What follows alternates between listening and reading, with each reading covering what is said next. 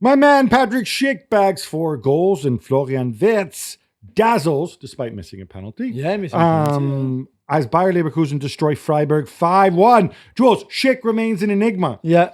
Why hasn't he done this more regularly in his 10-year career? Yeah, it's a great question. I don't know why. And we also saw at the Euros, for example, not the last one, the one before, that he can do it at that level too, with some great moments, great goals. I just don't know. Maybe he doesn't have that hunger. I don't know him at all. I've never met him. I don't know what's wrong, because clearly he's very talented. He's got everything, the size, the technical ability, everything.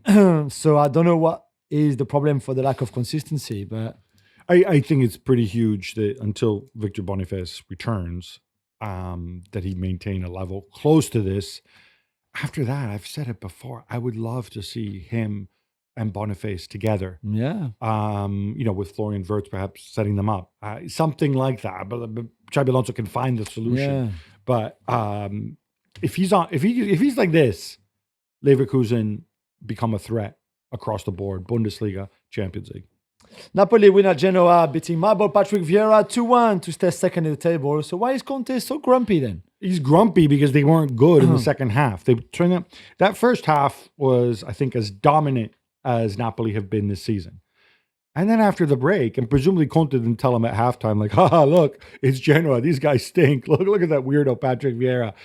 Take it easy in the second half. They went out there. They totally took their foot off the gas. Genoa created so many chances. Yeah, Alex Meret, by the way, shout out on the new Great deal. saves, yeah. Made some huge saves. We even had a Super Mario Balotelli signing at the end. With a good impact. It's probably a cross, not a shot, but still. I think Conte knows it's fine margins and they can't let up. And especially what I like about Conte this season, and I've been so critical of him in the past, I don't think anybody can accuse me of being a particular Conte lover, is that he's holding his players to account even when they win. Yeah. He's coming out and he's saying things. You have 1 week to prepare for every game. There is no reason anybody should be outrunning you or outworking you. And I think that's what the players need to hear right now. Dortmund going to Dortmund, Jules. 3-0 up at halftime against Salzburg, and they nearly throw it away. Absolutely. They were great in that first half, and we haven't said that many times this season about them, but they were really, really good. And then Gross gets sent off, and then they start playing deeper and deeper, and they won in the end, and I guess that's the most important, right? Especially at this time before the winter break for them in Germany. It's the first away win in the league. Yeah, which is mad when you think about it. And I don't know. I just don't see any improvement, really. They are capable. We know that. We've seen it many times before. And then on the other hand, they're also capable of the other completely extreme. I mean, it looks like, what's frustrating, it looks like he's just throwing things at the wall and seeing what sticks, right? So they did this formation with Bayer and Guirassy together, and then Milan, by the way, back after a month, and Gittins out wide. Are you really going to play this again? Are you really going to you really think 4-2-4 is actually the way forward? I guess in some games, probably, yeah. It's not. It is in some games. Sure, do that, and then you'll have other Dortmund-like performances. Yeah, probably, that's true. Eintracht Frankfurt somehow lose at home to Mainz in one of the craziest games you will see this season. So I had this on one of my screens, and every time I looked up, it felt like Eintracht was shooting on goal. Yeah. This is mad. So you had... Mainz had a player sent off after 20 minutes. Yeah, really. So you figure, okay, Eintracht flying. I know Mainz have had some good results of late. Eintracht flying. And then, obviously Mainz retreat and defend. And Eintracht just keep peppering the goal. I think that the XG was well over 3, and they just cannot score. At the same time, their goalkeeper, Kawa Santos, I feel bad for him. He was in there. He's replacing Kevin Trapp. It's quite promising, though. Not on it, based on this. That's the worst performance I've seen of a goalkeeper in a very long time, man. This was horrendous. You didn't watch Fraser Forster on Thursday night? Well, I think that was even worse than Fraser Forster on Thursday night. Yeah, absolutely. Just everything went wrong with him. Certainly 2 of the 3 goals were entirely down to him. I don't think you can fault the team, but it does kind of show you how this is a weird and wonderful... It is. Unless you're an Eintracht fan, it's a weird and wonderful sport. This is way, way back on Friday. Feels like an age ago. But Bayern Munich demolished Leipzig 5-1. Funny how they're better with Harry Kane up front, isn't it? Even when he doesn't score. Even when he doesn't score, because he was not on the score sheet despite scoring 5. Pretty much everybody else was, to be fair. 5 different goal scorers. They were great. And even if for the first time ever in the Bundesliga history, we had 2 goals in 2 minutes. The first Bayern one is in the first minute, then Sesko scores in the second minute, where a goal that you see the weaknesses of Kim and Upamecano on that Openda-Sesko combination. But after that, they just were so good, so dominant. And I don't know how much this is on Leipzig not being great, or just not ready for it, or Bayern being really outstanding everywhere. But even Leroy Sané had a great game. So. Leipzig, I think, are playing with about half the intensity they need to play at to it's only for a carry game that like defense. this. Yeah, that's true. Also on Friday night, Tijani Reinders scores the only goal as Milan win away at Verona. Gab, some said that Paulo Fonseca saved his job. I did. That's what a lot of people were saying, that he needed this win to save his job. I give Milan more credit than that. You don't keep or sack Paulo Fonseca or any manager. I say this all the time, based on a result, because otherwise we could go back to your buddy Erik ten Hag. Yeah. Getting sacked after losing to West Ham on a penalty that should have never been given. Yeah. And for which the PGMOL admitted we made a serious mistake here. Fonseca is going down his own route. Theo Hernandez, I don't like you. You're not training properly. Fine. I'm gonna play the kid bench. Jimenez in there. Jimenez, by the way, who I think is still, I don't know if Real Madrid have a buyback clause or whatever. Yeah. But Jimenez is ridiculously good. And if you're a Madridista, your future is safe at left back. Coming years, you won't see Camavinga there anymore. It'll be this guy. But, he does things. He plays Terracciano in midfield. He loses Leao after half an hour. I think the players who play with intensity are still playing with the right intensity. And that's encouraging. There's obviously an issue with the fact that Milan are still not playing well. I mean, this was more about effort than it was about productivity. And a great ball by Youssouf Fofana. My boy, Paris born and bred, of course. Youssouf Fofana, one of the few players that the Milan fans love right now. Yeah, or don't hate, yeah. Yeah, no, they all seem to, other than Reinders, most of them seem everyone, to, and it's Fofana and it's Magic Mike. Yeah. They like some French players in Milan. Yeah. They don't like others like Theo, less so.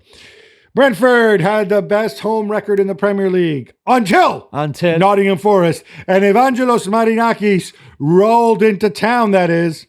Jules, they win 2-0. They're still fourth in the table. Yeah. They have a new chief executive, Lina Soluku, fresh off walking out on the Roma job. Marinakis can enjoy a nice cigar, and if he's indoors, he might just expectorate on the floor because that's how he rolls. And they were good. They were really good for that game, considering Brentford. But we've said the home record for Brentford was also there because they hadn't played any teams from pretty much the top of the table. Well, they played 8 teams. Yeah, from the second half of the table. 8 teams that you expect them to win against at home.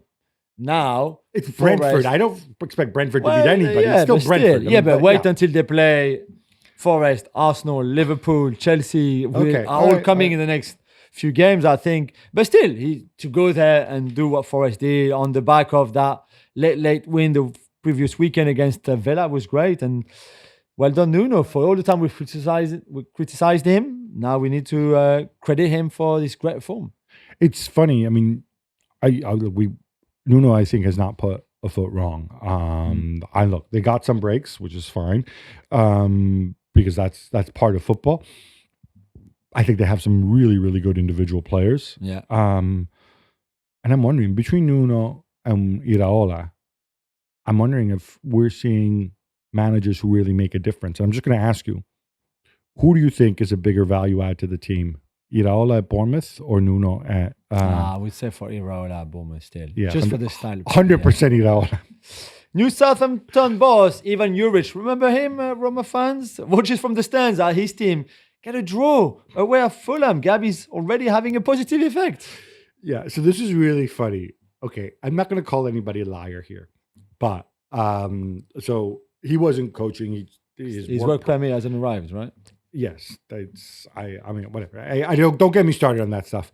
But the guy who the interim manager, this guy Rusk, from the under-21s. Yeah, so he goes and he sets up the team in a 3-4-2-1 with very clear defined back three, which you can call a back five when they defend. Which, funny enough, is exactly the football Urich plays. Yeah. So they asked him, like, "Did you talk to Urich?" And he's like, "Oh yeah, we talked on the phone, but I didn't go out and But we didn't talk tactics or personnel. Like, I chose a team myself. Oh yeah, and you just happen. Well, you watch some old Urich videos. Urich is supposed to be a Gasperini disciple. He played for Gasperini. He was Gasperini's assistant. When it works, that's the kind of football he plays. I have to say, I haven't really seen him bring that value add since he was at Verona when they were mid-table, lost a lot of players, went mid-table again. 3 years at Torino where they did spend a little bit of money. I don't think they really went anywhere. It's an interesting choice. What you're going to see is a lot more hard work from Southampton. Yeah, more intensity. You'll still see a lot of aggression, which they like. You're not going to see them passing the ball sideways 500 times when they're a goal down, which I guess is a good thing. But yeah, I kind of feel this is one of those situations where, well, we're preparing in case we go down and come back up. Alexander Isak bags a hat-trick as Newcastle win 4-0 away to Ipswich. Jules, you're a big fan of the big Swede, aren't you? Yeah, I think he's an amazing player all around, everything. There's nothing he can't do. He's got it all, really. And the injuries, I think, have maybe slowed him down a little bit through his career in the past. But the form that he's on now, he's been for a few weeks now and months. That's been great. So that game, Ipswich were terrible on the day. But Newcastle and Isak especially outstanding. Where do we see Newcastle in the sense that we discovered that they're not going to go and spend all the Saudi money and blah, blah, blah. Not anymore. They have PSR issues like everybody else. If they have to sacrifice, there's always talk, right? Yeah. Eddie Howe, Grumbly, blah, blah, blah. I mean, they were able to sell Elliot Anderson for, was it like 40 odd million, which is pretty wild. Yeah. Isak is the obvious. Isak or Bruno Guimaraes, really, one of the two. They're the highest value, more than Gordon even, I think. I mean, then it comes down to can Paul Mitchell reinvest it properly? Yeah, exactly. Roma beat up Parma 5-0 as Paulo Dybala scores twice and gets an assist. Gab, they've missed performances like this. Yeah, so this is one of those games where Paulo Dybala plays really well. The best thing he did, I thought, was the assist. Yeah, lovely. At the end. But it's like, oh, look, he scored 2 goals, one of them a penalty, and now he's doubled his goals total on the season. And the man makes 8 million euros a year net. I don't want to reduce everything to money, but he's making close to £300,000 a week, if that's how you think. Claudio Ranieri, all warm and effusive, saying, well, there's a Roma with Dybala and there's a Roma without Dybala, implying that, he needs Dybala. But this is the really interesting thing, right? So his contract expires in 2025, in June of 2025, the end of the season. He has a clause in his contract where if he plays 45 minutes or more, at least 20 times this year, that contract automatically gets extended another year. Yeah. I don't think Roma can afford to extend his contract for another year without making painful cuts elsewhere. Yeah. One of the big reasons Roma are in this massive, massive mess is that whether it was Dybala, whether it was your boy Ghisolfi, they thought that he was going to be sold in the summer, that he was going to Saudi Arabia, 4 million euros, not a big fee. Oh, but we get these massive wages off our wage bill. Yeah. That didn't happen, and that's kind of what messed them up. Now in January, they're thinking, oh, maybe Galatasaray, blah, blah, blah. His agent was pictured with an intermediary in Istanbul. Sure, great. But these deals where if you play, your contract gets extended, they're never good deals. They're never good deals. I would love to know who signed them. I'm assuming it was maybe Thiago Pinto or Lina.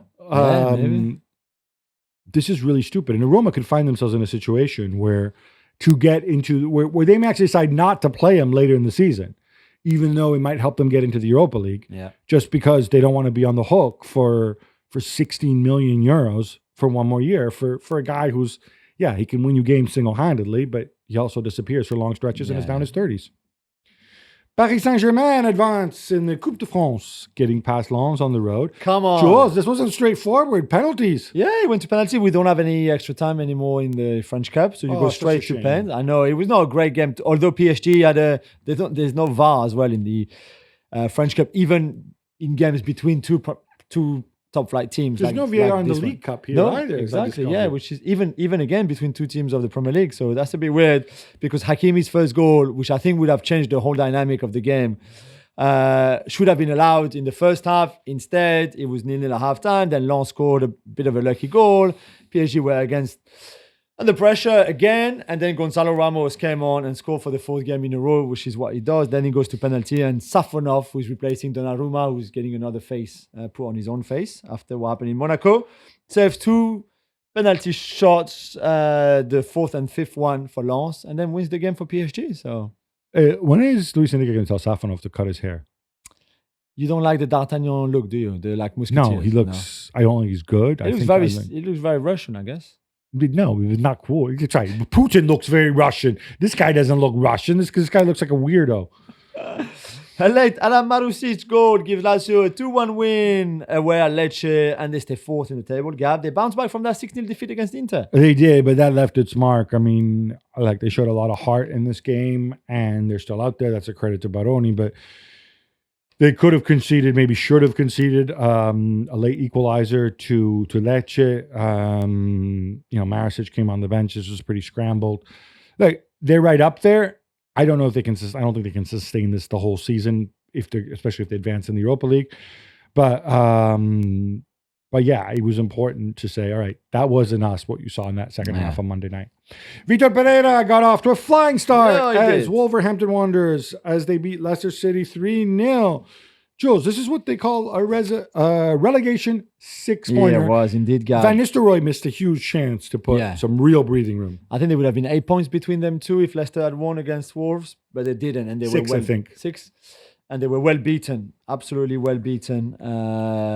Leicester terrible, I thought. The Gonzalo Guedes goals, obviously, the first one changes a lot the dynamic of it. Cunha was good, and we're waiting to see if he would be suspended for the glasses grabbing in the game against Ipswich or not. But in terms of a first game in charge for Vitor Pereira, I think that was probably everything he would have wanted. So good to him.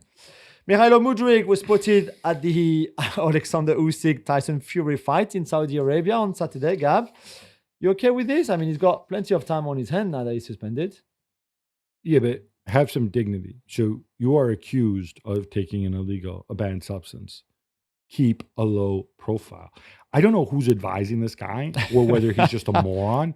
But yeah, I go back. Remember social media posts when he's like in some public gym and he's filming other people, like old people, have overweight women, and he's like filming them and making fun of them, right? This is the guy's mentality. Now, I'm sorry. If you took wittingly, unwittingly, a banned substance, meldonium, vibranium, I don't care what you took, right? You done screwed up and you let your club down because your club are paying you, right? You should keep a low profile, keep your mouth shut. Not if you really need to see the Usyk Fury fight, buy it on pay-per-view. I'm sure you can afford it, right? Yeah. But to go and to be photographed like this and stuff, no, keep a low profile until you prove your innocence. I mean, it's as simple as that. You should be embarrassed. I'm not. Look, when it comes to drugs and sport, you know my view, right? I think I am not an absolutist, but I think when you get caught with a situation like this, even if it's unwitting, you have some humility. What did Paul Pogba do after he tested positive? Did he go out and do photo shoots? Did he go out and get filmed on runways? Like, haha, look at me. Like, no, he didn't. I mean, he did film a movie though. Yeah, but that was before. Yeah, but still, but come on. And also, lay off Pogba. Speaking of Pogba. Yeah. Matthias Pogba, one of his two brothers, has been sentenced for 3 years in the extortion trial where he tried to extort money from his brother. This is such a horrible story. Yeah. You know Paul. Well, we both know Paul a little bit. You know the family much better than I do. Will this bring some closure? Is this? Yeah, I think so. There's 2 years suspended and one in prison. I think is because he did already some jail time. He will wear like an ankle tag. Yeah, ankle tag, and things like that. Everybody else, the other 5 people who were accused of that extortion attempt on Paul Pogba, had between 5 and 8 years as well. The one that was the mastermind between all all of that, got 8 years. And I think that's what Paul said. He said that finally that he can move on now from all of this. Matthias, I think it's came out in a very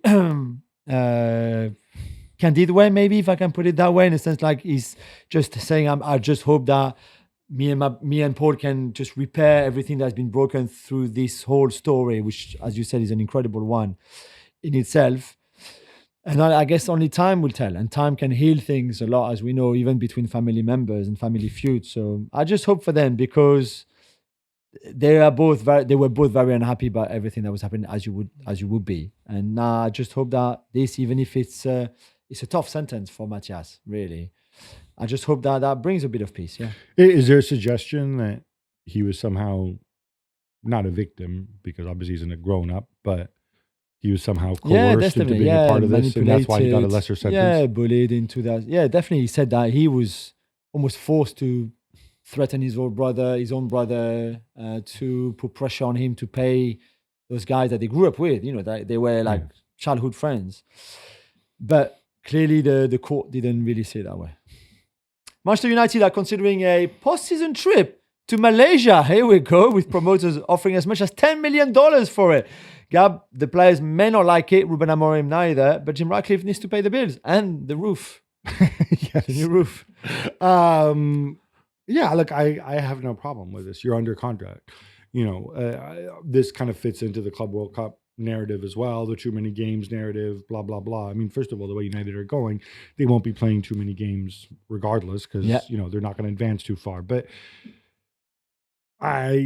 if you're under contract, the club have you, and they're in the business of sports entertainment, and $10 million is a lot of money. And sure, Ruben Amaro might be like, oh, it would be much better if you guys all went and took long naps.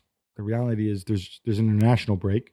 Presumably the players who are going are the ones who aren't playing during that international break in which I think is the first week in June, right? Just before the Club World Cup. They're obviously not playing at the Club World Cup. I don't have a problem with this. This is what football is. This is how you have to pay the bills of all these highly paid players. I don't want to hear a single one of these guys complain, frankly, if you're a player that you have to go to Malaysia. PSV Eindhoven beat Feyenoord in the Eredivisie 3-0. Jules, Peter Bosch is fully deserving of our holiday cheer. Peter, you are officially, I'm at least for me, the second greatest bald Dutch manager in the world. Maybe third greatest, in case Jaap Stam starts managing again. Yeah, but he's not. So for now, second place is good for him. This was a really fun game to watch because Feyenoord had plenty of chances. So did PSV. Very open, as you can just imagine. And a big win with Malik Tillman scoring, the American international. Again, he's had a really good season for Peter Bosch and for this team. And the top of the table, 6 points clear, I think, of Ajax in second. 2 defeats so far this season, like Ajax and Farioli, to be fair. But they won every other game, which is pretty amazing. Yeah, exactly. They've been incredible still. So well done to Peter. For all the times we made fun of you, Peter, it's good that we... Is there some weird correlation between... Does the scheme work now? Now that we've put Peter Bosch with the good bald Dutch manager? The good Bosch, yeah. Does having just a 4-letter last name, like Bosch or Slot, does that help? Oh my God. Yeah. Or Stam? So if you're bold and just your name with 4 letters, you're onto something. Like Jaap Stam. Yeah. I'm trying to shoehorn him back in because I can't think of a third Dutch bald manager with 4 letters in his last name. Stam has 2 A's or 1 A in his name? Just 1 A. 1 A, okay. Well, he has 2 A's in his first name. Yeah. But 1 A in... so maybe. Yeah. Roberto Mancini says he made a mistake in walking out of the Italy job and going to manage Saudi Arabia. Gab, I bet you don't disagree with him, do you? No, I don't think anybody would disagree with him. It left Italy worse off. It certainly left him worse off in terms of a reputation. It made him richer, although, again, I was speaking to somebody who may or may not have been part of his staff. The way the contract was structured and the taxes you had to pay on it, because otherwise there's a residency requirement. He wasn't there that long. Yes, he made an absolute ton of money. He was the highest paid coach in the world, but it's nowhere near the amounts that were out there in the media. So, yeah, he really hurt his rep. He hurt his rep as a coach. It's not so much as a coach because, I think most clubs in Europe look at this and say, all right, you're moving into national team management in a country where you know absolutely nothing. You don't know these players. Yeah. You're starting from scratch. It's a totally different skill set, whatever. But he hurt his reputation, I think, as a person for the way he walked out. And I think there's issues of trust there. And I think that's going to be much, much harder for him to repair.